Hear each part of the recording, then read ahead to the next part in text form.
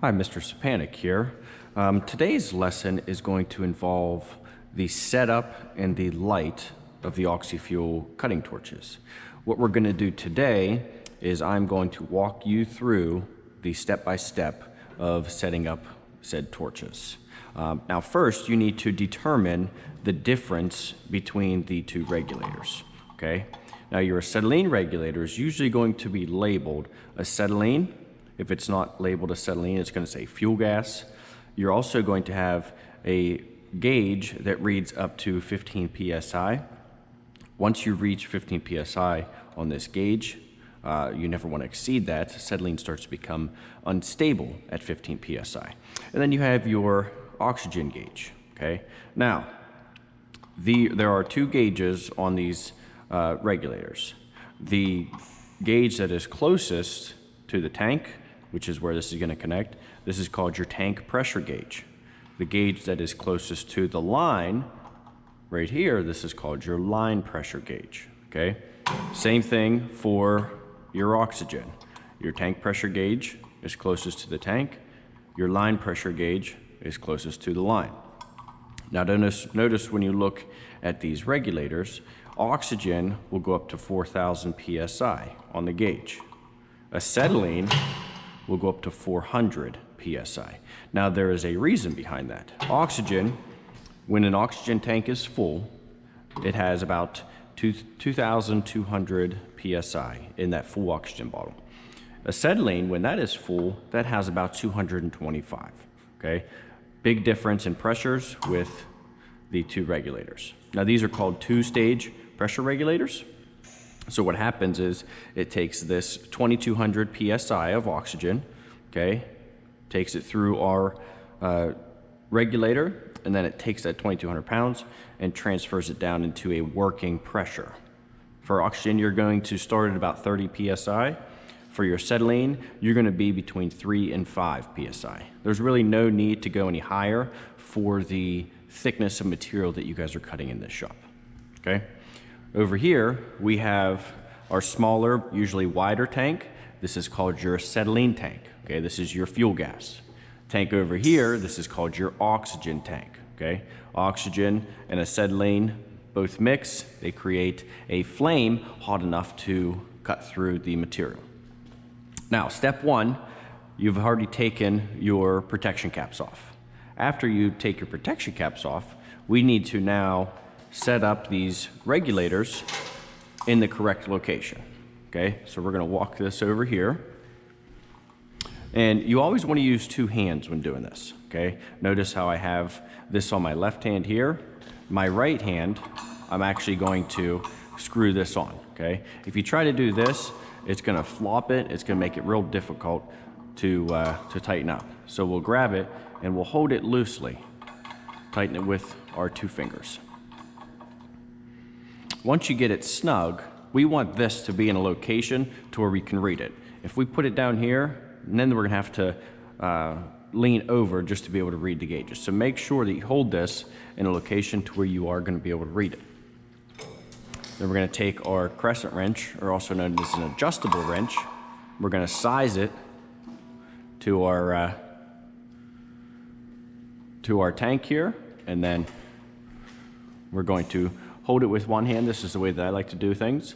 And we're going to use the palm of our other hand. We're just going to tap it a few times. By doing that, that's going to ensure that it's nice and snug. And I'm going to show you a way to also tell if it's snug or not here later on. Next thing we're going to do, we are going to attach our acetylene regulator. Now, sometimes these can be tricky. Our acetylene regulator here has what's called female threads. Our tank has what's called male threads on it. Notice how there is a adapter here. So female threads to female threads do not work. So there's this adapter. Now, this adapter has female or left-handed threads going into the tank and right-handed threads coming out of the tank. Okay, so you have to be careful when you're trying to screw this into your tank. You're going to use left-handed threads. When you're trying to screw it into here, you're going to use right-handed threads. Now, other tanks, like the one that we have over there on the other side of the shop, has right-handed threads already, so this adapter is not needed. So what we'll do, same thing as our oxygen. We're going to set this up here. We're going to screw this in, and same thing, we're going to get it to a location to where we can read the gauges. Okay, we're going to use our handy adjustable wrench here. We're going to put on, snug it, and then once again, I like to hold it here, use my palm, and then that's set. Okay, after you get your two regulators on, now we need to attach our lines. When attaching your lines, there are two different colors, okay? Green is for your oxygen, red is for your acetylene or your fuel gas. Now this is a little bit worn out, but you can see very faintly some notches that are on the outside of this, okay? Notches mean that it is left-handed threads. So in order to tighten this onto here, I have to loosen it, okay? So that's exactly what we're gonna do. We're gonna put it on here, and we are going to simply loosen it on. We've already cross-threaded it. There we go. Okay, notice how I'm holding one hand on the hose and one hand on your nut here. Okay, screw it in until you can't any longer. Then we're going to take our adjustable wrench here. And remember, in order to tighten this, we have to loosen it. If we try to tighten it, it's just going to continue loosen. So we have to loosen that on. And same thing, you don't have to put this as tight as here, but I like to hold it here. Now that's tight. Now we're going to walk across this side over here. Attach our oxygen hose. Now oxygen is right-handed threads, so same thing, hold it here, and then you're going to screw this to the right to screw it on. Once again, we're going to use our wrench, get a little bit tight, and we're going to finish tightening it. Now when you get to the other end, if you look, this hose is all wrapped up, and this is the other end of the hose. Some hoses may have what's called a quick connect on it. Some may not. Okay, if it's a quick connect, that's going to be a completely different way of connecting it. This one is nice and easy. We're going to take this. Our acetylene is going to usually be the closest one here. Our oxygen is going to be usually the one on the right side.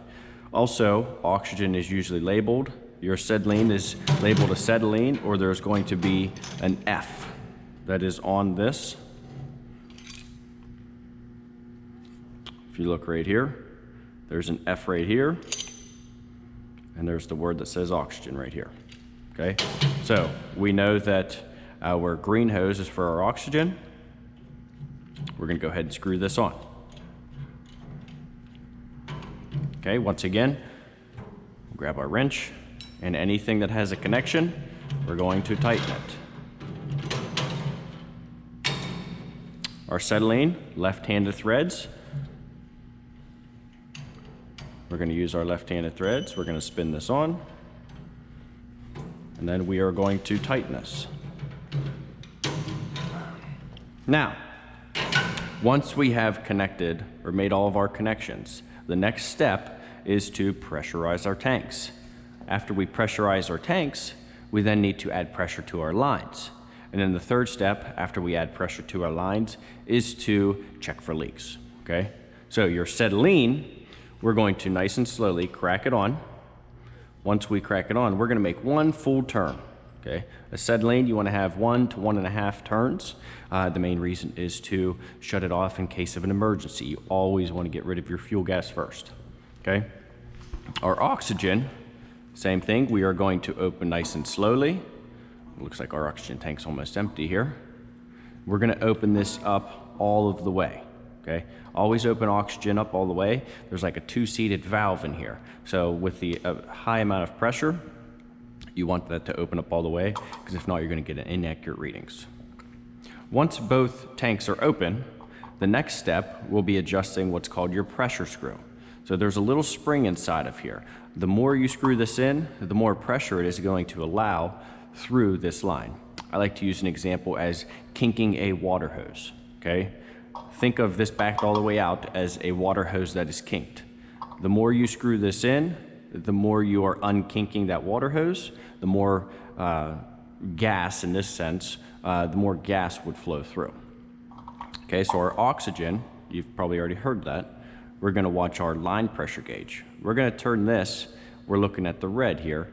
This is going to be right about 30 PSI, and it's gonna be 200 there in the black. So there's a big line here, there's a big line at 40, so we know that that's 20, so we're gonna split the difference, that's gonna be a 30. Now this is a starting point. It's not always 30 PSI. In my class, I like to use 30 PSI for most of the stuff that we're doing. Our acetylene, we are almost empty on this as well. We have about less than 50 PSI, but we're gonna do the same thing. We're gonna screw our pressure screw in until we reach between 3 and 5 pounds of pressure. Somebody left the valve on. So we're gonna say about 5 pounds of pressure, okay? Now, after we pressurize all of our lines, we have a detergent here. It's soapy water, it's a water mixture. All we're gonna do is spray each connection that is made. Even if it's something that we didn't connect, it's always best to double check everything, okay? So we'll go over here to your oxygen, spray here, spray our connections, and then we're gonna follow the hose over here. And if there was a leak anywhere, like we have right here, excellent. Look very closely, it will bubble up. So, in that case, all you have to do, I have these vice grips here. I'm gonna take these vice grips, hold them just on the torch, just to give us a little bit more leverage. Now we can tighten that up a little bit more. And then our leak's gone. Okay? Now that we have our torch set up, we are going to light our torch and we're gonna set our correct flame. Now, for torches, you have 3 different types of flames. One is your carburizing flame. That means we need to do one of 2 things. Either we need to add some more oxygen or take some fuel gas away. Second, we have our neutral flame. That is the correct mixture of oxygen and acetylene. And then the third flame that we have is called your oxidizing flame. That means we have too much oxygen pressure or not enough fuel gas, okay? We have what's called our striker here. And when we go to light this, we want to make sure that there's nobody in our area here, okay? You're gonna take your acetylene, you're going to crack it on, just enough to get some flow of gas out. A lot of students try to open this up all the way. That is not safe, okay? Just enough to get some flow out, okay? You're then going to stick this here, not like this, because then you could throw that gas back towards you. We're gonna just underneath of it, squeeze our striker. We're gonna create our flame. Now, once you create your flame, you're gonna see a whole bunch of smoke. And on that smoke is going to be a bunch of soot, like little particles flying off. If you reach this point, we need to add some more oxygen pressure, okay?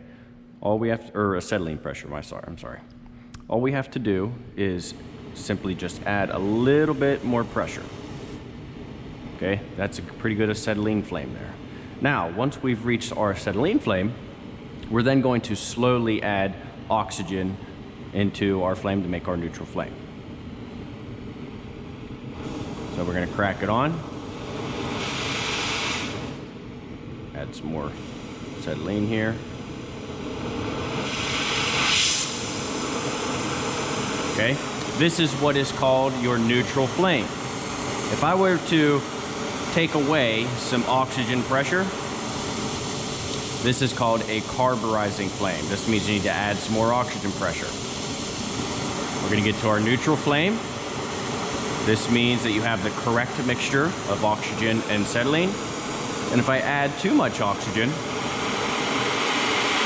this is going to get real pointy and dull, and it's gonna start hissing. This tells me that there is too much oxygen pressure. So we would need to back that oxygen pressure off. This is your neutral flame here. Now, in order to shut this off, you always want to extinguish your fuel gas first. So we're going to take this, we're going to close it. There's one thing you have to remember to do as well, and that is to shut your oxygen. Okay? Now, the teardown process is the complete opposite. Step one, you're going to close your valves. Okay? You don't want to take anything apart while your valves are still open. So we're going to close our valves. Okay? The second step, we need to release the pressure in these gauges. Okay? So, oxygen, very easy. All you have to do, come over here, squeeze the trigger, and that's it. Your acetylene, you're going to open this valve, let your pressure go down to 0, close the valve. Step 3, so we've shut the tanks off, we've bled the pressures out. Now we need to release our pressure screw. So all you have to do is back this out until it spins freely. You're going to back out the oxygen a little bit more than you will the acetylene.